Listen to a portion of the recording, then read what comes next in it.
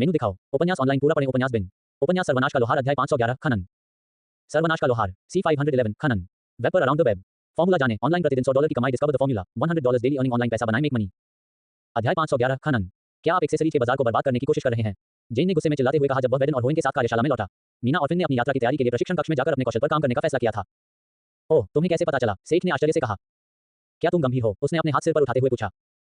क्यों नहीं, मैं हाल ही में एक छोटी सी पार्टी में गया था और मुझे लगा कि एक्सेसरीज इस समय बहुत कीमती हैं और मेरे हुनर को वह प्यार नहीं मिल रहा है जिसकी मुझे जरूरत है, इसलिए मैंने सोचा क्यों न इस व्यवसाय से पैसे कमाए जाएं। उन्होंने कहा। उसने इस मामले में बिना सोचे समझे कोई कदम नहीं उठाया। बहुत सारे विदेशी व्यापारी सस्ते सामान आयात करके उन्हें बहुत ज्यादा कीमत पर बेच रहे थे। जब भी वह इन अवसरवादियों के व्यापार को बर्बाद करने के बारे में सोचता तो वह मुस्कुराए बिना नहीं रह पाता था। इस बात पर होइन, क्या आपने प्रमाण पत्र टोकन के साथ काम पूरा कर लिया है? उन्होंने कहा। बॉनी ने विचार करते हुए कहा, मैंने मिंटिंग प्रेस का काम पूरा कर लिया है, लेकिन अभी भी बहुत सारी सामग्री है जिसे मुझे मिंट करना है। आप इसे गोलेम पर छोड़ सकते हैं, है ना? मेरे पास एक और महत्वपूर्ण सवाल है, क्या आप अंगूठियों या अन्य सामानों के लिए मिंटिंग प्रेस जैसा कुछ भी बना सकते हैं? लोहार ने षड्यंत्रपूर्वक पूछा। उद्धरण चिन्ह प्रश्नवाचक चिन्ह प्रश्नवाचक चिन्ह प्रश्नवाचक चिन्ह उद्धरण चिन्ह। जेन की गियर पूरी गति से घूम रही थी क्योंकि वह बातचीत का अनुसरण करने की कोशिश कर रही थी। मैं कर सकता हूं, लेकिन ये सिर्फ एक तरह की अंगूठी ही बना पाएगा, उसने शर्मिंदगी से कहा। उसके कौशल इतने उन्नत नहीं थे कि वह कई तरह के काम करने वाली मशीन बना सके। इसमें चिंता करने की कोई बात नहीं है, आप शुरुआत के लिए बस 5 अलग अलग चीजें बना सकते हैं, सेठ ने तथ्यात्मक रूप से कहा। पब फ्यूचर द्वारा विज्ञापन। 5 क्यों? बॉनी ने उलझन में पूछा। ठीक है, हर तरह के वर्ग के लिए एक कास्टर, रक्षा प्रकार, चपलता प्रकार, शक्ति प्रकार और निपुणता प्रकार। हम निम्न स्तरीय मानकीकृत उपकरण बनाएंगे जो किसी भी वर्ग का कोई भी व्यक्ति खरीद सकता है। लोहार ने अपना इरादा बताया। सेठ मूल रूप से परोपकारी नहीं था, इसलिए नहीं कि वह एक ठंडा व्यक्ति था, बल्कि इसलिए कि वह बहुत आत्मकेंद्रित था और शायद ही कभी अपने आसपास देखता था। एक साधारण अंगूठी के लिए पाउलो की पार्टी की प्रतिक्रिया को देखते हुए उसने और अधिक जानने के लिए कुछ प्रयास किए थे। बेशक शुरुआत में उस पर सभी स्तरों की श्रेणियों के लिए अच्छी वस्तुओं की कमी थी, लेकिन जैसे जैसे साहसी लोग बड़े और लोहारों की संख्या बढ़ी, तलवारों और कवच जैसे निम्न स्तरीय और मध्यम स्तरीय उपकरणों की आपूर्ति मांग को पूरा करने में कामयाब रही। सहायक उपकरणों के लिए यह अलग था। हालांकि विशेष सामग्रियों में जादुई गुण निहित होते हैं, लेकिन सहायक उपकरणों का असली मूल्य उन्हें मंत्रमुग्ध करने की तकनीक से आता है। जैसा कि सेठ ने खुद अनुभव किया था, शून्य में कुछ बनाना व्यवहारिक रूप से असंभव था। यहाँ तक कि वाई सिटी के लिए भी, जो वर्तमान में अपनी तरह की जादुई तकनीक विकसित कर रहे थे, उनका दृष्टिकोण विज्ञान और भौतिकी पर आधारित था, और सेठ द्वारा बेची जाने वाली वस्तुओं पर थोड़ा सा उनके पास वास्तव में कोई विकल्प नहीं था क्योंकि नियमित तकनीक अपशिलन में काम नहीं करती थी। एक परिस्थिति जिसे लोग अभी भी पूरी तरह से समझाने में असमर्थ थे। इस प्रकार जो स्थानीय कारीगर स्वर्णकार बन गए या जिनके पास कौशल था, उनके पास एक महत्वपूर्ण हिस्सा नहीं था जो सहायक उपकरण को शक्तिशाली बनाता था। जादूगर वहां मदद कर सकते थे, लेकिन वे भी दुर्लभ थे क्योंकि यह एक कठिन वर्ग था। जादूगरों को या तो जादू सीखना पड़ता था या उन्हें खुद भी कठिन परिश्रम से विकसित करना पड़ता था। हालांकि सहायक उपकरण दुर्लभ होने का सबसे बड़ा कारण शायद यह था कि शुरुआत में उत्पादन वर्ग लोकप्रिय थे। ठीक वैसे ही जैसे सेठ ने कभी भी लोहार की कक्षा नहीं चुनी होगी जब उसकी जान लगातार खतरे में थी। शिल्पकारों की संख्या हाल ही में जिलों में स्थिति शांत होने के साथ ही बढ़ी है। फिर भी जादू की कमी के कारण गोल्डस्मिथ एक लोकप्रिय वर्ग था। डेल्टा में आयातित अन्य दुनिया के उत्पादों के साथ भी किसके पास महंगी तलवार या अंगूठी खरीदने के लिए पैसे थे, बस इसे अलग करने और जादू सीखने के लिए। स्थानीय आपूर्तिकर्ता न होने के कारण साहसी लोग विदेशी व्यापार या कालकोठरी ड्रॉप पर निर्भर थे। अब भी जैसे जैसे अधिक लोग उच्च स्तर पर पहुंचते हैं, कई लोगों के पास कोई सामान नहीं होता। भले ही उनके पास कुछ पैसे हों, वे कवच या हथियारों को प्राथमिकता देते हैं। यही कारण था कि पाउलो की तरह 50 के आसपास की पार्टी के पास भी बमुश्किल कोई एक्सेसरीज थी और वे एक असामान्य अंगूठी को लेकर लगभग उतने ही खुश थे जितने की सेठ द्वारा दिए गए महाकाव्य हथियार को लेकर। बाजार में इतनी कमी थी। इस बिंदु पर गुणवत्ता मायने नहीं रखती। आइटम बहुत अनोखे या उच्च शिल्प कौशल वाले नहीं होने चाहिए। ये फैशन ज्वेलरी की तरह अधिक होगा जिसे हर कोई खरीद सकता है, ताकि हर किसी के पास कम से कम बुनियादी जादुई उपकरण का एक टुकड़ा हो जो उनके उपकरण स्लॉट में फिट हो, क्योंकि हर भरा हुआ स्लॉट जीवित रहने की संभावना को बेहतर बनाता है। ये सिर्फ एक अनुमान था, लेकिन वह नेस्कॉर्न की चेतावनी के बारे में सोचता रहा। देवताओं के युग के साथ हर सुधार शायद मायने रखेगा। सेठ को संदेह था कि डेल्टा के साथ कुछ हो सकता है, लेकिन मदद करना हमेशा इसके लायक था, है ना? खासकर अगर आप पैसे कमा सकते हैं और इस प्रक्रिया में किसी की टांग खींच सकते हैं। क्या मैं इसीलिए यहाँ आई हूँ? क्या आप ये फिरोजा एंगल में फैशन ज्वेलरी बेचना चाहते हैं? उसने बिना किसी खुशी के पूछा। यद्यपि वे अपने कीमिया विभाग के लिए कुछ निम्न स्तरीय औषधियां तथा बॉनों द्वारा बनाए गए मध्यम स्तरीय कवच और हथियार बेच रहे थे, फिर भी उनकी दुकान उच्च गुणवत्ता वाले उत्पादों के लिए जानी जाती थी, जिन्हें सेठ और विशेष रूप से सेबेरस हमेशा बनाते रहते थे। अचानक सस्ते दाम पर कम स्तरीय एक्सेसरीज पेश करने से उनके ब्रांड को नुकसान हो सकता था। सेठ को भी यह बात पता थी, इसलिए उसके दिमाग में एक अलग विचार आया। नहीं, तुम यहाँ हो क्योंकि मैं एक दूसरा स्टोर खोलना चाहता हूँ, कुछ कॉपर एंगल जैसा। हम अपने वर्गीकरण को अलग करते हैं और अब से केवल फिरोजा एंगल में उच्च स्तरीय आइटम बेचते हैं। बाकी सब कुछ कॉपर एंगल में स्थानांतरित कर दिया जाएगा। नए सामान, निम्न श्रेणी के पोषण और हम बिचौलियों के माध्यम से बेचने के बजाय वहां डंगोन ड्रॉप भी बेच सकते हैं। उसने जेन को समझाया। व्यापार प्रबंधक केवल उसे आश्चर्य से देख सकता था। क्या ऐसा इसलिए था क्योंकि उसने वास्तव में व्यवहारिक सुझाव दिया था? जब व्यापार मार्ग बन जाएगा तो हम उन्हें वाई सिटी तक भी भेज सकते हैं। उसने बुदबुदाया, लेकिन बॉनी ने उसके विचार को बाधित कर दिया। लेकिन हम सामग्रियों के बारे में क्या करेंगे? होइन ने एक अलग समस्या से चिंतित होकर पूछा। ठीक है, हम आपकी इस भव्य योजना के लिए सामग्री की आपूर्ति कैसे करेंगे? क्या पहले इस तरह के सामान बनाने के लिए पर्याप्त सामग्री की आवश्यकता नहीं होगी? जेन ने होइन के सवाल का जवाब दिया। यह एक वैध आलोचना थी। भले ही उनके पास उत्पादन सुविधाएं हों, लेकिन फिटिंग सामग्री के बिना वे क्या कर सकते थे? लेकिन लोहार ने भी इस बारे में सोचा था। हम इसका खनन करेंगे, या यूं कहें कि मैं इसका खनन करूंगा। जब से हमारी दुनिया में मैना की बाढ़ आई है, तब से उठ के कई जादू से संतृप्त हो गए हैं। मैं पहले से ही कुछ सामग्रियों का खनन करने में कामयाब रहा हूं, जैसे कि जब हमने पहली बार मिनास मार की खोज की थी। उसने जेन को समझाया। बॉनी को जेन की तुलना में थोड़ी जल्दी समझ आ गई। क्या इसका मतलब यह है कि आपको ऐसे भंडार मिले हैं जिनका हम उपयोग कर सकते हैं? ये सही है। मैंने टॉवर से आसपास के क्षेत्र को स्कैन करवाया और इसने मिनास मार की सीमा के भीतर कुछ अलग धातु की नसें पाई जो मैना हस्ताक्षर दिखाती हैं। जेन भी सेठ की मुस्कुराहट में शामिल हो गई, जबकि बॉनी की बारी थी कि वह उसे न पकड़ ले। पब फ्यूचर द्वारा विज्ञापन। क्या हमें इसके लिए खनन परमिट की आवश्यकता नहीं है? होइन ने भ्रमित होकर पूछा। ये सच था। कोरोना के शासन के तहत जादुई दुनिया में यह प्रथा थी कि खनन के लिए कम से कम सामंती प्रभु की अनुमति की आवश्यकता होती थी, लेकिन उस पर यह अलग था। डेल्टा का क्षेत्र शहर की सीमाओं से आगे नहीं जाता। अब शहर की सीमाओं से आगे खनन या किसी भी चीज से संबंधित कोई कानून नहीं है, सेठ ने समझाया। जिलों को आत्मनिर्भर मेगा शहरों के रूप में बनाया गया था, जबकि बाहर की हर चीज को नो मैंस लैंड घोषित कर दिया गया था। जिले स्वामित्व का दावा नहीं करेंगे या जिलों के बाहर की भूमि और संसाधनों पर दावों को मान्यता नहीं देंगे। इस कार्रवाई का सरल आधार यह था कि जिलों के बाहर कुछ भी सार्थक नहीं बचा था। यह बदल गया था, लेकिन कानून अभी तक नहीं बदले थे। तकनीकी रूप से कोई भी व्यक्ति डेल्टा के बाहर जाकर खदान शुरू कर सकता था, बस उन्हें अपने दावे की रक्षा करने की ताकत होनी चाहिए, क्योंकि कोई भी अधिकारी हस्तक्षेप नहीं करेगा। अगर कानून बदल भी जाए तो राक्षसों से भरे विशाल भूभाग पर पुलिस बल विकसित करने में जिलों को कितना समय लगेगा? वाई सिटी का उदाहरण लें तो वे पहले से ही सभी जिलों में कानून की रक्षा करने में असमर्थ थे, बाहर तो और भी कम। जैसा कि आप देख रहे हैं, कानूनी तौर पर अभी के लिए कोई भी हमें वहां खनन करने से नहीं रोक सकता। जेन ने अपनी व्याख्या समाप्त की। बॉने ने एक पल के लिए पलकें झपकाईं। तो फिर हम किस बात का इंतजार कर रहे हैं? उन सभी मालिकहीन ऐसों के बारे में सोचो जो मुझे बेचैन कर रहे हैं। हमें वेदांत को भी लाना है। उसने आग्रह करना शुरू किया। जल्दी करने की कोई जरूरत नहीं है। इसके अलावा आपको रिंग्स के लिए मशीनें बनानी हैं। जेन, क्या मैं दूसरी दुकान का प्रबंधन भी आपके हाथों में छोड़ सकता हूं? हाँ, क्या तुम भूल गई कि तुम किससे बात कर रही हो? चिंता मत करो, मैं कॉपर एंविल को खिल दूंगी, ठीक वैसे ही जैसे मैंने फिरोजी एंविल को खिलवाया था। उसने गर्व से शेखी बघारी। यह अच्छी बात थी कि वह उनके विचार से सहमत थी और इसके प्रति उत्साहित भी थी। लेकिन तुम्हारा क्या? तुमने कहा था कि तुम इसे खोदने जा रहे हो। वहां अंगूठियों का ढेर है और तुम्हारे पास अभी भी जिनके डिब्बे हैं। क्या तुम एक बार में बहुत कुछ करने की कोशिश नहीं कर रहे हो? उसने थोड़ी चिंता में पूछा। सेठ ने उसे आश्चर्य से देखा लेकिन फिर मुस्कुरा दिया। उसे खुशी थी कि उसे परवाह थी। क्या मैं तुम्हें काम के प्रति जुनूनी लगता हूं? उसने अपनी छाती पीटते हुए पूछा। चिंता मत करो, मैं ये सब खुद नहीं करना चाहता। मेरे पास इतना बड़ा आदमी किस लिए है? उसने पूछा और मिनास मार के हथियार बनाने वाले एमवीपी से बेरस की ओर इशारा किया। और मैं टावर के रखरखाव के ड्रोन को ज्यादातर खनन का काम सौंप सकता हूं। निजी तौर पर मैं केवल उच्चतम मैना घनत्व वाले भंडारों का दौरा करूंगा क्योंकि उनमें दुर्लभ अयस्क होने चाहिए। वे बड़े नहीं हैं और इसमें ज्यादा समय नहीं लगेगा। उसने उसकी चिंता कम करने के लिए समझाया। उसे अपने स्पष्टीकरण से संतुष्ट देखकर सेठ ने बात जारी रखी। मुझे लगता है हर कोई इस कार्रवाई से सहमत है। जेन, क्या तुम मैरी को इसके बारे में बता सकती हो? जरूर, लेकिन मुझे नहीं लगता कि मैं ऐसा कह सकता हूं कि यह मेरा विचार था। तुम उसका काम का बोझ बढ़ाते रहो। पब फ्यूचर द्वारा विज्ञापन हटाकर अपने पढ़ने के अनुभव को बेहतर बनाएं। कोफाई दानाप तक और अधिक अध्याय लाने में हमारी सहायता करें। संपर्क टॉस साइट मैप दान करें। मेनू दिखाओ। उपन्यास ऑनलाइन पूरा पढ़ें। उपन्यास बिन। उपन्यास सर्वनाश का लोहार अध्याय 512 समझ में आता है। सर्वनाश का लोहार C512 समझ में आता है। एड्स बाय पब फ्यूचर अध्याय 512 समझ में आता है। अगले कुछ दिनों में होएन ने रिंग फाउंड्री पर काम किया। सेठ के अनुभव के विपरीत बॉने ने दावा किया कि यह बॉनो की विशेषता थी। टोरे के साथ सेठ के समय के अनुसार और जैसी जगह में इस तरह की प्रथा को नापसंद किया जाएगा। जब लोहार ने इसके बारे में पूछा तो होएन थोड़ा शर्मा गया। मेरे पूर्व कबीले में बहुत से ऐसे बुरे लोग हैं जो ऐसा सोचते हैं, लेकिन यह हकीकी एक प्रथा है। उन्होंने इसे सांस्कृतिक अंतर के रूप में समझाया। आखिरकार वे पूरी तरह से अलग दुनिया के लोगों के बारे में बात कर रहे थे। ये बात तो सही है, सेठ ने सोचते हुए सिर हिलाया। बेशक कोई भी यह उम्मीद नहीं कर सकता था कि बॉने समाज हर जगह बिल्कुल एक जैसा होगा जब वे आयामों द्वारा अलग थलग थे। जब वो इन उत्पादन सुविधाओं के निर्माण में व्यस्त थे, तब सेठ कोई जनरल के लिए छलों को तैयार करने में लगे थे, जब तक कि 3 दिन बाद उद्गौर के एक सदस्य ने उनकी कार्यशाला का दरवाजा खटखटाया। ओम टावर मास्टर, उसने थोड़ा घबराकर पूछा। हाँ, उसने उस अंगूठी से ऊपर देखा जिस पर वह काम कर रहा था। उसकी आंखें आवर्धक चश्मे की वजह से हास्यास्पद रूप से बड़ी हो गई थी। सिस्टम चट से एक संदेश आया है, आपका सामान आ गया है, उसने लोहार को बताया। ओह, कौन सा? NOWELL-BE-IN.C ओम। मुझे खेद है, इसमें ऐसा नहीं लिखा है। आदमी ने घबराते हुए उत्तर दिया। शांत हो जाओ, मैं कुछ नहीं खाने वाला, मैं जाकर देखूंगा। क्या तुम जाकर मैरी को बता सकते हो अगर कोई मुझे ढूंढे? हाँ सर, उसने कहा और जल्दी से भाग गया। सेठ ने चश्मा एक तरफ रखते हुए खड़े होकर तना हुआ था। एक साधारण आदेश के साथ वह तुरंत अपनी कार्यशाला से सिस्टम चर्च के केंद्र में चला गया। वह भी अपना चमड़े का एप्रन पहने हुए था जो जादू की नक्काशी से बनी छोटी धातु की छीलन से ढका हुआ था। एज बाय पब फ्यूचर, क्या आप मेरे लिए साइमन को बुला सकते हैं? मुझे संदेश मिला है कि मेरा शिपमेंट आ गया है, उसने काउंटर पर मौजूद एक पादरी से कहा। उसने सिर हिलाया और चला गया, लेकिन तुरंत ही साइमन को साथ लेकर वापस आ गया। सेठ, तुमने बहुत जल्दी कर दी, मैंने संदेश सिर्फ 10 मिनट पहले ही भेजा था। लोहार ने मजाक में कहा, अगर आप फोन चलाना सीख लेते और मुझसे सीधे संपर्क करते तो मैं और भी जल्दी काम कर सकता था। ठीक है, आप संचार क्रिस्टल का भी उपयोग कर सकते हैं, पुजारी ने जवाब दिया। कौन हमेशा उन भारी चीजों को अपने साथ लेकर चलना चाहेगा? कर्मचारी चुपचाप गायब हो गए और सेठ और साइमन को अकेले ही झगड़ने के लिए छोड़ दिया। तो मेरे लिए कौन सा शिपमेंट आया? अगर मैं तुम्हें दिखा दूं तो ये जल्दी हो जाएगा। मेरे पीछे आओ, पादरी ने रहस्यमय तरीके से कहा और उसे चर्च के अंदर और एक बड़े भंडारण कक्ष में ले गया। यह आपका शिपमेंट है। इस सब पूरी शेल्फ। साइमन रुक गया था और दोनों विशाल गोदाम के दूर छोर पर खड़े थे। साइमन जिस शेल्फ का जिक्र कर रहा था वह पूरी दीवार को ढक रही थी और लकड़ी के बक्सों से भरी हुई थी। लोहार ने जब एक बक्से का ढक्कन खोला तो उसकी सांस रुक गई। यह पागलपन है, वह चिल्लाने से खुद को नहीं रोक सका। वहां बक्सों की एक दीवार थी और हर बक्सा सलाखों से भरा हुआ था। ये सामग्री उस दरवाजे के हिस्से के बराबर होनी चाहिए जो उसने उनके लिए छोड़ा था। जब सेठ ने बॉनो से इस बारे में बात की तो उसने सोचा कि उसे किश्तों में यह मिल जाएगा, लेकिन उन पागल धातु के बेवकूफों ने सब कुछ एक साथ भेज दिया था। एज बाय पब फ्यूचर, यह क्या था? ये सोने से भी ज्यादा कीमती सामग्री थी और संभवतः डेल्टा के सोने के भंडार को बौना बनाने के लिए पर्याप्त थी। और यह सब उसका था। जैसे ही उसने बक्से को बैग में भरा, उसकी सूची में प्रदर्शित संख्या तेजी से 200 से अधिक हो गई। अंत में 230 बक्से थे। यह इतना अधिक था कि संभवतः वह अपने जीवन काल में इसे खर्च नहीं कर पाता जब तक कि वह लोहे के विशालकाय ढांचे का निर्माण शुरू नहीं कर देता। हालांकि गार्ड गोलेम के लिए कवच अभी तक नहीं आया था, लेकिन उसके पास एक और प्रोजेक्ट था जिस पर वह आखिरकार काम शुरू कर सकता था। कुछ समय पहले उसने जो वादा किया था उसे पूरा करते हुए उसने साइमन को अलविदा कहा और अपनी जेब में सोने से भी बेहतर कुछ लेकर मिनास मार लौट आया। अपनी सारी इच्छाओं के साथ अब समय आ गया था कि वह कुछ समय पहले किए गए अपने वादे को पूरा करने के लिए काम करे। अरे लिंक, क्या तुमने पक्षियों को तोड़ना समाप्त कर दिया है? उसने रसोई में अपना सिर घुसाते हुए पूछा। आखिरकार कुछ दिन तो हो ही गए थे। स्टोव की कतार बर्तनों और पैन से भरी हुई थी जिसमें पूरे पक्षी और पकने की सभी अवस्थाओं में उनके हिस्से रखे हुए थे। लिंक आश्चर्य से पलटा, उसके हाथ में अभी भी एक ड्रमस्टिक थी और उसके मुंह से रेशेदार मांस का एक टुकड़ा लटक रहा था। ओह सेठ, बढ़िया टाइमिंग, क्या आप मेरे साथ टेस्ट टेस्टिंग में शामिल होना चाहेंगे? उसने कहा। यह एक बयानबाजी वाला सवाल था। काउंटर पर तैयार व्यंजनों की भरमार को देखने के बाद पेटू शिकारी की इच्छा के विरुद्ध भी सेठ के शामिल न होने का कोई रास्ता नहीं था। जब तक वह कोमा में जाने वाला नहीं हो गया तब तक खाने पीने के बाद लिंक ने आखिरकार उसे अपने साथ चलने के लिए कहा। दोनों लड़खड़ाते हुए उस जगह पर पहुंचे जहां सुनहरे पंखों और चोंचों के बक्से सेठ का इंतजार कर रहे थे। बट भोजन और अच्छे काम के लिए धन्यवाद। उसने लिंक को धन्यवाद दिया और कार्यशाला में वापस आ गया। कुछ अतिरिक्त सामग्री प्राप्त करने के बाद ब्लूप्रिंट बनाने का समय आ गया था। यह महत्वपूर्ण था क्योंकि इसने सेठ को वास्तविक चीज पर बहुत सारे परीक्षण और त्रुटि से बचाया, क्योंकि उच्च स्तर ने उपयोगकर्ता को आभासी वातावरण में चीजों को जोड़ने और परीक्षण करने की अनुमति दी। सेठ के मन में एक योजना थी, लेकिन चूंकि यह एक विशेष अवसर था इसलिए उसे अपने ग्राहक से परामर्श करना पड़ा। तो अब सेरेस, चलो विस्तार से बात करते हैं। उसने तत्व की आत्मा से बात करने के लिए टेलीपैथी का इस्तेमाल किया। लोहार ने वादा किया था कि अगर उसकी जानकारी सही होगी तो वह उसे भाले से मुक्त कर देगा और उसके लिए उपयुक्त शरीर तैयार कर देगा। अब जिस गोलेम फौज के बारे में उसने बात की थी वह पिछले हफ्ते से खुशी-खुशी गोलेम उगल रहा था, ठीक वैसे ही जैसे सेरेस ने कहा था। शायद उससे भी बेहतर, जितना उसने कहा था। एज बाय पब फ्यूचर, दूसरी ओर सेरेस के पास ये देखने के लिए कुछ मौके थे कि सेठ क्या करने में सक्षम है। गोलेम फौज का उपयोग करने से लेकर गोलेम नाइट बनाने तक, तकनीकी रूप से मिनोटॉर को पुनर्जीवित करने की पूरी प्रक्रिया तक। बाद वाला वह था जो वह उसे पेश करना चाहता था। क्या तुम मुझे सचमुच एक शरीर दे सकते हो जैसा तुमने उस बैल को दिया था? उसने असुरक्षित भाव से आशा के साथ पूछा। लेकिन क्या यह आपके लिए ठीक है? उसने पहले ही पूछा। संदेह का कारण यह था कि जब उसे कड़वी दया के भाले द्वारा बुलाया गया था तब उसे तत्व के शरीर को देखने का मौका मिला था। सेठ ने सुना था कि अधिकांश तत्वों की तरह इसका कोई वास्तविक भौतिक शरीर नहीं था, बल्कि यह उनके तत्व से बना हुआ था। यदि आप इस तरह का शरीर पसंद करते हैं तो मैं वह भी हासिल कर सकता हूं, उसने तूफान तत्व को आश्वासन दिया। वह ऐसा यूं ही नहीं कर सकता था, बल्कि ऐसा करना और भी आसान होता, क्योंकि वह इसे पूर्व अस्तित्व के ढांचे में बांधने के लिए अपनी स्वयं आविष्कृत तकनीक के स्थान पर इसके मूल कार्य पर भरोसा कर सकता था। क्या तुम मजाक कर रहे हो? नहीं, मुझे मांस और खून से बना शरीर चाहिए, उसने जोर देकर कहा। सेरेस ने आगे बताया कि कई तत्व वास्तव में एक भौतिक शरीर के लिए तरसते हैं। उनमें से ज्यादातर निश्चित रूप के बिना ईथर प्राणी थे। जब उन्हें बुलाया गया तो उन्होंने जो शरीर देखा उसे बनाए रखने के लिए उनके मन की बहुत बड़ी मात्रा की जरूरत थी। जिस क्षण वे थक जाते थे या ध्यान खो देते थे, वे अपना शरीर खो देते थे जब तक कि वे ठीक नहीं हो जाते।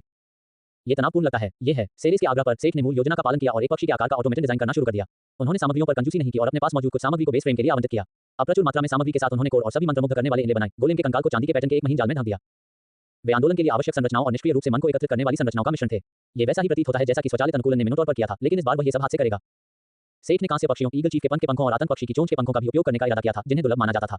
वे मूल फ्रेम की सामग्रियों के साथ तुलना करने में सक्षम नहीं हो सकते थे, लेकिन वे महत्वपूर्ण थे। उसने जो सीखा था वह यह था कि आत्माएं काल्पनिक पदार्थों से आसानी से जुड़ जाती हैं, भले ही वे उनके अपने नश्वर शरीर से न हो। मिनोटॉर के लिए एक प्रयोग के रूप में जो गोलेम फोर्ज की एलियन तकनीक के कारण संभव था, को छोड़कर उसने पहले ऐसा नहीं किया था। कारण सरल है, फेयर, करीना या यहां तक कि लटकते हुए पेड़ की आत्मा को अपने स्वयं के भौतिक शरीर की स्मृति थी। ये वह खाका था जिसे वह जादू से प्रकट करने में सक्षम था। लेकिन सेरेस के मामले में यह अलग था। अपने आप में तत्व के पास कभी भी कोई भौतिक शरीर नहीं था। तत्व का मूल अस्तित्व एक शरीरहीन आत्मा का था। उसे चिंता थी कि क्या उसकी विधि उस स्थिति में काम करेगी, और इस वजह से उसने एक तरह के दिशानिर्देश के रूप में सामग्री जोड़कर थोड़ा सा देने का फैसला किया। इसलिए अगर यह विफल भी हो जाता तो भी यह पाइथन की तरह एक अहंकारी गोलेम बनकर रह जाता। पंख कम से कम इसे एक जीवित शरीर का रूप तो देते। सेठ ने ब्लूप्रिंट तैयार करते समय सेरेस को यह सब समझाया। योजना पूरी हो जाने पर उसने पूछा, तुम क्या सोचते हो? चलो इसके लिए आगे बढ़ते हैं। आत्मा या आत्मा होने से बेहतर कुछ भी नहीं है, ये प्रेरित था। यहाँ तक कि अहंकारी गोलेम बनने की संभावना भी इसके लिए बेहतर लग रही थी। ब्लूप्रिंट तैयार होने और प्राप्तकर्ताओं की सहमति मिलने के बाद सेठ ने अपना काम शुरू कर दिया। विज्ञापन हटाकर अपने पढ़ने के अनुभव को बेहतर बनाएं। एड्स बाय फ्यूचर को फायदा नाम तक और अधिक अध्याय लाने में हमारी सहायता करें। संपर्क टॉस साइट में प्रदान करें। मेनू दिखाओ। उपन्यास ऑनलाइन पूरा पढ़ें। उपन्यास बिन। उपन्यास सर्वनाश का लोहार अध्याय 513 पोलियकानेट। सर्वनाश का लोहार C513 पोलियकेनेट। एड्स बाय फ्यूचर अध्याय 513 पोलियकानेट। ब्लूप्रिंट की बदौलत उसे यह भी पता था कि उसे कितनी सामग्री की आवश्यकता होगी। यह महत्वपूर्ण था क्योंकि सेठ का इरादा तत्व आत्मा को सामग्री में मिलाना था, इससे पहले कि वह इसे फ्रेम में करता। इस तरह से उन्होंने मूल रूप से फेयर या ईवी के भाई को पुनर्जीवित किया था। केवल हर हिस्से में आत्मा को शामिल करके फ्रेम उस जगह को ले सकता था जो मूल रूप से कंकाल था, जिससे पर्याप्त मन के साथ एक शरीर को पुनर्जीवित किया जा सकता था। हालांकि फिर से सेरेस एक विशेष मामला था, क्योंकि इसके मांस और रक्त के जीवित प्राणी में विकसित होने की कोई गारंटी नहीं थी। यही कारण था कि इसका शरीर एक ऑटोमेटन के करीब शुरू हुआ। सेठ ने केवल आत्मा का सबसे बड़ा हिस्सा डाला और जिसका उपयोग इस यांत्रिक शरीर को बनाने के लिए किया गया। लेकिन धातु का ये टुकड़ा कैसे उड़ेगा? इसका जवाब कार्यशाला में तबाही मचा रहे तूफान और बिजली के गीत में छिपा था। इस गाथा गीत में वर्णित प्रभावों में बिजली की क्षति, हवा से लगाव और उड़ान की क्षमता शामिल थी। वह राक्षस फुरफुर था जो तूफान और बिजली लाने में सक्षम था। संबंध स्थापित करते समय उसके दिमाग में जो छवि आई वह भयानक पंखों वाले हिरण की थी, जिसके राक्षसी दांत सुअर जैसे थे। उसकी तीखी लाल लाल आंख उसकी आत्मा में झांक रही थी और उसके इरादे पड़ रही थी। उसे नहीं पता था कि यह उसके कौशल में सुधार के कारण था या तूफान विशेषताओं और के बीच आत्मीयता के कारण, लेकिन कनेक्शन पहले से कहीं ज्यादा स्पष्ट महसूस हुआ। उसकी भट्टी की लौ हवा में गरज रही थी। तुम पापी हो। उसने एक कर्कश और कर्कश आवाज सुनी। उसका दिल सदमे से उछल पड़ा। ये पहली बार था जब वह एक राक्षस देवता की आवाज सुन सकता था, लेकिन उसके पापी होने का क्या मतलब था? क्या इसका मतलब यह था कि वह उसकी सहायता नहीं करेगा? कीमत पर्याप्त नहीं है, उसके भ्रमित विचारों को पढ़ते हुए उसने समझाया। सेठ को तुरंत समझ आ गया, भले ही वह पापी था, लेकिन राक्षस खुद पवित्र नहीं थे। वह उन्हें रिश्वत दे सकता था। इसके लिए बस एक हुनर की जरूरत थी, जिसका इस्तेमाल उसने पहले कभी नहीं किया था। कई आत्माओं की कीमत चुकाने के बाद ही उसे संतुष्टि की लहर महसूस हुई। अब वह काम जारी रख सकता था। अपनी कार्यशाला में बवंडर को बुलाने वाली धुन का जाप करते हुए और दानव की शक्ति को निर्देशित करते हुए सेठ ने सेरेस की आत्मा को धातुओं में मिलाया और शरीर के अंगों को आकार देना शुरू किया। सेठ को पूरी संरचना बनाने में ज्यादा समय नहीं लगा। जल्द ही एक वयस्क के आकार का यांत्रिक पक्षी उसके कार्यक्षेत्र पर बैठ गया। पहले तो आतंकी पक्षी की चोंच बहुत बड़ी थी, लेकिन लोहार ने इसे छोटा करके इसके आकार को थोड़ा बदल दिया, जिससे यह और भी ज्यादा खतरनाक लगने लगा। एड्स बाय फ्यूचर अंत में उन्होंने शेष आत्मा को कई पतले धागों में विभाजित किया, जिन्हें पंखों में डाला गया और बाद में सतह पर प्रत्यारोपित किया गया। बुनियादी काम पूरे होने के बाद वह आखिरकार गीत समाप्त कर सकता था। पसीना पोंछते हुए उसने एक ब्रेक लिया और अपने सूखे गले के लिए कुछ पीने के लिए लिया। उसे शांत होने के लिए भी कुछ समय चाहिए था, क्योंकि राक्षस के साथ आश्चर्यजनक रूप से गहरे संबंध ने उस पर काफी प्रभाव डाला था। यह भी पहली बार था जब राक्षस ने तकनीकी रूप से उसकी सहायता करने से इनकार कर दिया था। हो सकता है कि बाद में वह इस पर और गहराई से विचार करें। अपना ब्रेक खत्म करने के बाद उसने फिर से पक्षी को अलग करना शुरू कर दिया। अब इस निर्माण का थकाऊ हिस्सा आया। उसने इनसोल से तार बनाया और इनले के लिए खांचे काटना शुरू कर दिया। फ्रेम को इनले से ढकना बहुत ही सूक्ष्म और सावधानीपूर्वक काम था। वह देर शाम तक काम करता रहा और फिर भी उसका काम पूरा नहीं हुआ। हालांकि सेठ का इरादा पूरी रात कार्यशाला में बिताने का नहीं था। कुछ समय पहले उसे एहसास हुआ था कि काम को जबरदस्ती करने से सिर्फ बुरे नतीजे ही मिलते हैं। रात भर काम करने से वह थक जाता था और कम ध्यान केंद्रित करता था, लेकिन परिणाम पर इसका नकारात्मक प्रभाव भी पड़ता था, भले ही वह जागने के लिए औषधियों का उपयोग करता हो। अपने सामान्य पोशाक में बदलते हुए उसने आवर्धक चश्मा, रेड गॉर्ड और अन्य उपकरण हटा दिए। थके हुए वह मीना के साथ उनके बिस्तर पर जाकर अच्छी रात की नींद के लिए चला गया। हालांकि वह आगे बढ़ने के लिए बहुत उत्सुक था, लेकिन अगली सुबह वह कार्यशाला में भागकर सेरेस को खत्म करने नहीं गया।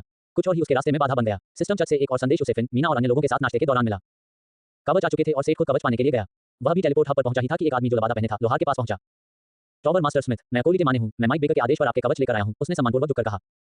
ओह, उसने विशेष रूप से एक अनुचर को भेजा था, सेठ ने आश्चर्य से कहा। माने ने मुस्कुराते हुए जवाब दिया, यही कारण है कि माल कितना महत्वपूर्ण है। सिस्टम चर्च की मदद से पद कार्यों के जरिए व्यापार करने के कई तरीके थे। सबसे सस्ता तरीका था कि सामान भेजा जाए और कोई उसे उठा ले, जैसा कि पोल्जर ने किया था। चर्च के एक सहायक को भेजना एक प्रीमियम सेवा थी, जिसमें एक कर्मचारी को सामान को अपनी सूची में ले जाने के लिए भेजा जाता था। एक निजी कमरे में प्रवेश करने के बाद अनुचर ने अपनी सूची से कवच सेट के 20 बक्से निकाले। कृपया सामान की जांच करें, उन्होंने एक प्रशिक्षित व्यावसायिक मुस्कान के साथ कहा। सेट ने सिंथेटिक जाल से बने भविष्य के दिखने वाले कवच प्लेटों और सूटों से भरे बक्से खोले। ये लोहार के लिए इस सामग्री को अच्छी तरह से देखने का पहला मौका था। एड्स बाय फ्यूचर पोलियकानेट, जैसा कि नाम से पता चलता है, यह आधुनिक प्रौद्योगिकी और जादू का मिश्रण था। यह एक सिंथेटिक मटेरियल था जो देखने में उनके वाइबन क्यूरास जैसा ही था, एक अपारदर्शी जालीदार क्रिस्टल की तरह जिसमें हल्का नीला रंग था। इसका उपयोग करके उन्होंने न केवल कवच के आंकड़े देखे बल्कि अपनी सामग्री सूची में एक नई प्रविष्टि भी प्राप्त की। एक जटिल प्रक्रिया का उपयोग करके संश्लेषित सामग्री। क्रिस्टलीय सामग्री में जादू के प्रति उच्च आकर्षण होता है, लेकिन इसकी शारीरिक मजबूती और प्रभावों और जंग के प्रति प्रतिरोध में उत्कृष्टता होती है। ग्रेटर देन पॉलीक्लिनिक सेट 1/6 दुर्लभ भौतिक परिभाषा 800 N O well B in dot सी ओम मैग डेफ 800 स्थायित्व 2500 1 जोड़ 15% अतिरिक्त प्रभाव प्रतिरोध 2 जादू के प्रति जोड़ 15% अतिरिक्त प्रतिरोध 3 निष्क्रिय कौशल कछुआ खोल मानव उपयोग के लिए मानकीकृत आकार में उठ पर वाई सिटी में निर्मित एक बड़े पैमाने पर उत्पादित कवच का टुकड़ा। जादू या शिल्प कौशल की कमी के कारण यह विशेष रूप से इंजीनियर सामग्री पॉलीक्लिनिक के गुणों पर निर्भर करता है। प्रभाव 6/6 सेट करें जोड़ 25% समग्र रक्षा सक्रिय कौशल कछुआ कवच greater than age by of future. हालांकि सामग्री आकर्षक थी, कवच प्रदर्शन में थोड़ा कमजोर थे। वे केवल सामग्री के गुणों पर निर्भर रहने वाले कवच के लिए अच्छे थे, लेकिन उनकी क्षमता की तुलना में कवच परिपूर्ण नहीं थे। वे पूरी तरह से रक्षा के लिए विशेष थे, जैसा कि पहनने वाले को दिए जाने वाले 2 कौशलों से देखा जा सकता है। टर्टल शेल 350 मैना प्रति मिनट की लागत पर रक्षा को 50% तक बढ़ा देगा। टर्टल आर्मर 1 सेकंड के लिए रक्षा को 3 गुना कर देगा और इसकी लागत 1000 मैना होगी। सेठ ने भौहें सिकोड़ी क्योंकि ये लागतें माप से परे थीं। यह उत्पादन कौशल के बिना आइटम बनाने और सब कुछ सामग्री पर छोड़ देने का परिणाम था। प्रभाव बहुत ही अक्षम थे और किसी प्रकार का प्रभाव दिखाने के लिए भारी मात्रा में ऊर्जा की आवश्यकता थी। हालांकि उसके पास न तो समय था और न ही वाई सिटीज के डिजाइन को और बेहतर बनाने की इच्छा। ये उनके इच्छित उपयोग के लिए पर्याप्त थे। ये ठीक था कि वे रक्षा के लिए समर्पित थे, क्योंकि गोले में नास मार के हथियार पहनेंगे और समय के साथ बढ़ेंगे। कवच के साथ काले रंग के सूट भी आए थे, जो देखने में कार्बन फाइबर जाल से बने प्रतीत होते थे, जिनका कार्य गैम्बेसन या चेन मेल के समान था, जो सुरक्षा की दूसरी परत जोड़ते थे और कवच प्लेटों के बीच के अंतराल को ढकते थे। जाल भी था, एक जटिल प्रक्रिया का उपयोग करके संश्लेषित सामग्री। रेशेदार सामग्री में जादू के प्रति कम आकर्षण होता है, लेकिन इसकी शारीरिक मजबूती और जंग के प्रति प्रतिरोध में उत्कृष्टता होती है। ग्रेटर देन दुर्लभ भौतिक परिभाषा 300 मैग डेफ 300 स्थायित्व 1500 1 जादू के प्रति जोड़ 25% अतिरिक्त प्रतिरोध 2 जंग से अप्रभावित मानव उपयोग के लिए मानकीकृत आकार में उठ पर वाई सिटी में निर्मित एक बड़े पैमाने पर निर्मित पूर्ण शरीर वाला सूट। जादू या शिल्प कौशल की कमी के कारण यह विशेष रूप से इंजीनियर सामग्री पॉलीक्लिनिक के गुणों पर निर्भर करता है। इसने उसे वास्तव में आश्चर्यचकित कर दिया। सूट न केवल कुछ अतिरिक्त रक्षा और जादुई हमले की शक्ति प्रदान कर सकता था, बल्कि उसके खुद के समान प्रभाव भी प्रदान करता था। आइटम जंग से होने वाले नुकसान से प्रभावित नहीं हो सकता था, जैसे सेठ की कई वस्तुएं आग से प्रतिरक्षित हैं। इससे एक गंभीर सवाल उठा, वाई सिटी की लड़ाई क्या थी जो जंग पर निर्भर थी, ताकि उनका मानक कवच विशेष रूप से इसके प्रति अभेद्य हो। सेठ ने वाई सिटी में लंबा समय नहीं बिताया था और वास्तव में इसमें शामिल होने की उसकी कोई दिलचस्पी नहीं थी। लेकिन यदि यह सामान्य धमकी होती तो उन्होंने इसके बारे में अवश्य सुना होता। क्या ये सब आपकी संतुष्टि के लिए है? अनुचर ने थोड़ा तनावग्रस्त चेहरे के साथ पूछा। ओह हाँ, ये ठीक है, सेठ ने जल्दी से उत्तर दिया। ऐसा लग रहा था कि वह ध्यान भटक रहा था। सेठ ने बक्से पैक कर लिए, माने को अलविदा कहा और अपनी सूची में मौजूद 200 कवचों के साथ वापस मिनास मार लौट आया। अब उसके पास गोलेम को खत्म करने के लिए सब कुछ था। विज्ञापन हटाकर अपने पढ़ने के अनुभव को बेहतर बनाएं। एज बाय ऑफ फ्यूचर को फायदा तक और अधिक अध्याय लाने में हमारी सहायता करें। संपर्क टॉस साइट मैप दान करें। मेनू दिखाओ। उपन्यास ऑनलाइन पूरा पढ़ें। उपन्यास बिन उपन्यास सर्वनाश का लोहार अध्याय 514 एलिमेंटल का नया शरीर। सर्वनाश का लोहार C514 एलिमेंटल का नया शरीर। एज बाय ऑफ फ्यूचर अध्याय 514 एलिमेंटल का नया शरीर and O well B in dot सी ओम। इससे पहले कि सेठ नए कवच के साथ गार्ड गोलेम को इकट्ठा करना शुरू कर सके, वह पहले सेरेस को खत्म करना चाहता था। एलिमेंटल ने अपने विघटित अवस्था में काफी समय तक इंतजार किया था। लोहार ने सुबह का समय इनले को पूरा करने और शरीर को फिर से जोड़ने में लगाया। अब बस शरीर पर पंख लगाने की उतनी ही थकाऊ प्रक्रिया बाकी थी। वह ऐसा क्यों कर रहा था? उसने मन ही मन सोचा और उसने एक एक करके पंख जोड़े। एक छोटी सी स्पिरिट लॉ का इस्तेमाल करके उन्हें पक्षी के एडेमेंजियम शेल पर वेल्ड किया। उसे नहीं पता था कि यह क्या था, लेकिन उसे लगा कि वह कोई प्रगति नहीं कर रहा था। एक एक करके हर पंख के गिरने से उसकी परेशानी बढ़ती जा रही थी। वह बस इस घटना से निपटना चाहता था। ठीक है, तुम जाओ, उसने कहा और आखिरी पंख लगाने के 1 सेकंड बाद ही उसने सुनहरे पक्षी को लगभग स्टाइक्स के पानी में फेंक दिया। रुको, सेरेस चिल्लाई और सेठ बड़ी मुश्किल से रुकने में कामयाब हुआ। क्या गाने में कुछ खास बात नहीं थी? तत्व ने घबराहट में पूछा। ओह हाँ, मुझे लगा है, उसने अनिच्छा से स्वीकार किया। मुझे शांत होने के लिए एक पल दो। सेठ दोपहर का भोजन करने तथा थोड़ा आराम करने चले गए। उसके बाद वे अपनी कार्यशालाओं में लौट गए। ओज, उसने पूछा और राक्षसी वीणा निकाली। एज बाय ऑफ फ्यूचर मैं यहाँ हूँ, गाने का समय है। राक्षस ने अपने तारों से चंचल स्वर में कुछ ध्वनियां निकालते हुए पूछा। हाँ, आत्मा फुसफुसा रही है। पक्षी को जमीन पर रखने पर उसके चारों ओर एक जादुई घेरा बन गया। सेठ बैठ गया और सेरेस के लिए गाना गाने लगा। जैसा कि सेठ ने उम्मीद की थी, एलिमेंटल के साथ चीजें थोड़ी अलग हुई। पंखों और उनके महीन बालों पर छोटी छोटी चिंगारियां और बिजली की चमकें घूमने लगी। पूरा शरीर एक मंद विद्युत चमक से घिरा हुआ था। उसकी खाली आंखें विशेष रूप से एक चमकदार चिंगारी से चमक उठी। पक्षी पर कोई मांस नहीं होगा, परंतु उसके अंदर एक तेज रोशनी भर गई जो उसके शरीर की पतली परतों से निकलकर अंदर बढ़ने लगी और उसके खोखले शरीर को भरने लगी। वाह, ये कैसा एहसास है? सेरेस ने उत्साह से कहा। हाँ, इस बार सेठ ने चिल्लाया और पक्षी को पकड़ लिया। आप कहाँ छू रहे हैं? लोहार ने बिजली के पक्षी को पकड़ा और उसे स्टाइक्स के पानी में फेंक दिया। दुर्भाग्य से ये बिजली के गोले में नहीं फटा। इसके बजाय ये कुछ देर तक वहां तैरता रहा, फिर डूब गया और बुलबुले के साथ कई सूचनाएं छोड़ गया। जब उसने सेरेस को देखा तो उसे एक प्रकार का दृश्य अनुभव हुआ। विशेषता असीमित सहनशक्ति, पीड़ादायक जाति, संवेदनशील automaton. Age by of future आयु 0 संबद्धता मिनस्मार स्थायित्व 1000 मन ग्रेटर देन। यह पाइथन के समय जैसा था। सेठ इसकी पूरी स्थिति को देखने में असमर्थ था। हाँ, अब तुम मेरे बारे में क्या सोचते हो? सेरेस ने कांव करते हुए अपने पंख फड़फड़ाए। ये हवा में ऊपर उठा और हर हरकत के साथ बिजली चमकने लगी। अंदर से प्रकाशित होने के कारण सेरेस अब लगभग ऊर्जा के एक पिंड की तरह लग रहा था, जिसने पक्षी का कवच बना हुआ था, न कि पक्षी स्वचालित मशीन की तरह। यह बहुत बढ़िया है, यह उत्साह में चिल्लाया। दूसरी ओर से अवाक था, क्योंकि उसे यह समझने में कठिनाई हो रही थी कि आखिर क्या हो रहा था। आखिर हुआ क्या था? ये नाम ही था जिसने उसे वास्तव में हैरान कर दिया था और यह उसे यह एहसास दिलाने के लिए सबसे अच्छा संकेत था कि क्या हो रहा था। बेशक वह अपने गुण के साथ तालमेल बिठाने का लक्ष्य बना रहा था, लेकिन उसकी सबसे बड़ी उम्मीद ये थी कि किस्मत के किसी झटके से वह सिम्फिलियन पक्षी या शायद रेस के पक्षी बनने की कम संभावना थी। उनके अनुभव के अनुसार ओलंपियन मिथकों के साथ ज्यादातर तालमेल हेड्स के साथ मजबूत संबंध से आया था। वह अभी तक वास्तव में मानदंडों को नहीं समझ पाया था और इस बात की अच्छी संभावना थी कि वह कभी भी पूरी तरह से नहीं समझ पाएगा, लेकिन उसके दिमाग में यह एक साधारण धारणा थी। एज बाय ऑफ फ्यूचर कुछ ऐसा बनाएं जिसका किसी ऐसी चीज से गहरा संबंध या अर्थगत समानता हो जो पहले से ही अंडरवर्ल्ड में हो, या जिसका हृदय से कोई मिथक या संबंध हो और अच्छे की उम्मीद करें। इस बार यह अलग था। प्रोमेथियस का चील, जो नियमित रूप से टाइटन का जिगर खाने आता था। कुछ खातों में चील लोहारों के देवता द्वारा बनाया गया एक स्वचालित यंत्र था और बाद में हेराक्लीस द्वारा उसे मार दिया गया था। इसका मतलब यह था कि यह हेफेस्ट के साथ उसका संबंध था, या तकनीकी रूप से दोनों ओलंपियन देवता इस बार खेल में आए थे। खजाने में उस समय उसका निर्णय एलिमेंटल को अपने साथ लाने का था, जो वास्तव में सफल रहा। उसे न केवल अपने कौशल के बारे में अच्छी जानकारी मिली, बल्कि वह गोलेम फोर्स पर निशाना लगाने में भी सक्षम हो गया। उसके पास पाइथन जैसा एक नया साथी भी था। अपनी कार्यशाला की छत के ठीक नीचे पक्षी को खुशी से उड़ते हुए देखकर वह आखिरकार अपने विचारों को इकट्ठा करने में कामयाब हो गया। राहत और खुशी की लहर उसके ऊपर छा गई। घंटों तक की गई उन कष्टदायक बारीकियों वाली मेहनत ने वाकई उसका फल दिया था, लेकिन अब वह बेपरवाह नहीं दिख सकता था, अपनी खुशी को एक आत्मसंतुष्ट मुस्कान के पीछे छिपाते हुए। मुझे लगता है इसका मतलब है कि तुम्हें अपना नया शरीर पसंद है, उसने आत्मविश्वास से पूछा। हाँ, मुझे लगता है। आप कल्पना भी नहीं कर सकते कि आखिरकार एक असली शरीर पाकर कैसा महसूस होता है, बिना किसी डर के कि कहीं कोई टूट न जाए और किसी भी समय खुद को खो न दे। उसने खुशी से राहत भरी आवाज में कहा। वाह, उसने सोचा। सेठ एक पल के लिए लड़खड़ा गया। क्या एलिमेंटल ने अभी बहुत खुश आवाज में कुछ बहुत ही दुखद बात नहीं कही? उसने अपना गला साफ किया ताकि उसे फिर से अपना संयम पाने का कुछ समय मिल सके। एलिमेंटल ने पहले इसका वर्णन इस तरह नहीं किया था।